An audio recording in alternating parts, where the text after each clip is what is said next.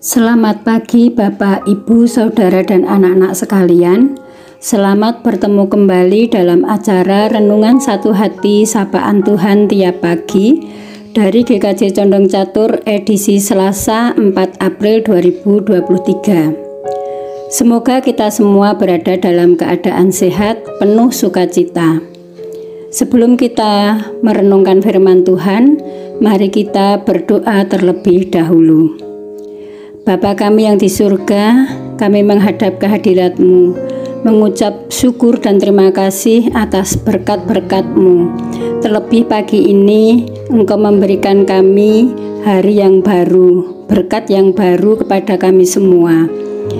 Pagi hari ini kami akan mengawali aktivitas kami dengan merenungkan sebagian kecil dari firman-Mu. Kiranya Engkau urapi dengan Roh Kudus-Mu, agar kami mengerti dan melakukan kehendak-Mu di dalam keseharian hidup kami. Di dalam nama Tuhan Yesus Kristus kami berdoa. Amin. Bapak, Ibu, Saudara, dan anak-anak sekalian, renungan pagi ini diambilkan dari Injil Lukas 23 ayat 46-47 yang akan dibacakan oleh anak sekolah minggu GKJ Condong Catur, yaitu Dik Lisa. Dipersilahkan Dik Lisa. Bacaan firman Tuhan hari ini diambil dari Lukas 23 ayat 46-47 yang demikian. Lalu Yesus berseru dengan suara nyaring, "Ya Bapa, ke dalam tangan-Mu kuserahkan nyawaku." Dan sesudah berkata demikian, Ia menyerahkan nyawanya. Ketika kepala pasukan melihat apa yang terjadi, ia memuliakan Allah, katanya, "Sungguh, orang ini adalah orang benar." Demikian firman Tuhan. Terima kasih Dik Lisa, Tuhan Yesus memberkati. Tema besar renungan bulan April yaitu "Ke dalam tangan Bapa, aku serahkan hidupku". Dengan subtema hari ini, Bapa, ku serahkan hidupku. Bapak, Ibu, Saudara, dan anak-anak sekalian, pada minggu menjelang Paskah ini, renungan kita tentu saja perjalanan hidup Yesus sampai pada penyaliban dan kebangkitannya. Sebagai orang Kristen, tentu saja sudah hafal tentang perjalanan hidup Tuhan Yesus. Bagaimana Dia mengajarkan hidup yang benar, hidup yang penuh kasih, kerendahan hati, kebaikan, pengampunan, keberpihakan kepada masyarakat kecil ataupun yang terpinggirkan, di samping mujizat-mujizat yang diadakan, dan lain sebagainya. Namun Yesus tetap dibenci dan dimusuhi oleh para pemimpin agama dan para ahli Taurat, karena mereka khawatir kedudukannya tergeser. Maka mereka mencari cara bagaimana menjatuhkan Yesus. Di sisi lain ada banyak orang yang mengeluh-elukan Yesus. Ketika Yesus masuk ke Yerusalem, mereka menyambut di pintu gerbang dengan daun palma. Mereka mempunyai harapan bahwa Yesus akan menjadi pemimpin mereka yang dapat melepaskan dari penjajahan Romawi.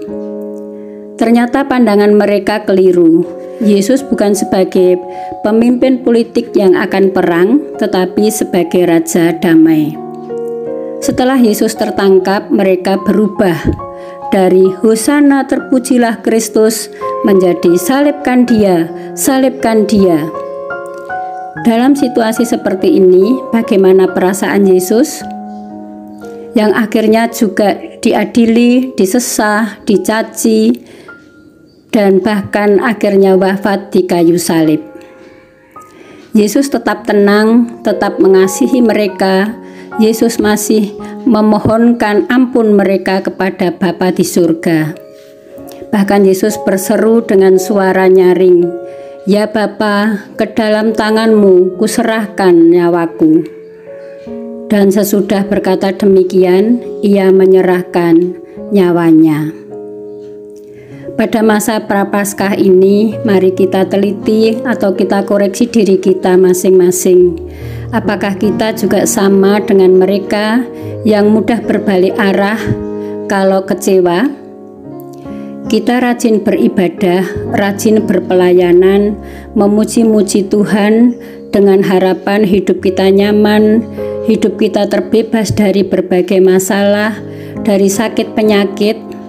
Kalau hal itu tidak terwujud, kemudian mutung, sakit hati, protes, mengundurkan diri, dan seterusnya. Lebih parah lagi, pelayanan kita, pemujaan kita hanya sebatas untuk menutupi perbuatan-perbuatan kita yang tidak terpuji. Bapak, Ibu, Saudara, dan juga anak-anak, mari kita belajar dari Tuhan Yesus yang sudah berkorban untuk menebus dosa-dosa kita, yang juga setia kepada Bapanya.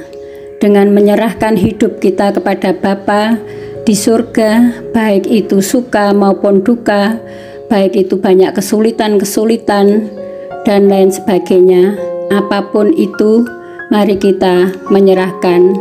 Bapa, ku serahkan hidupku. Amin. Mari kita berdoa.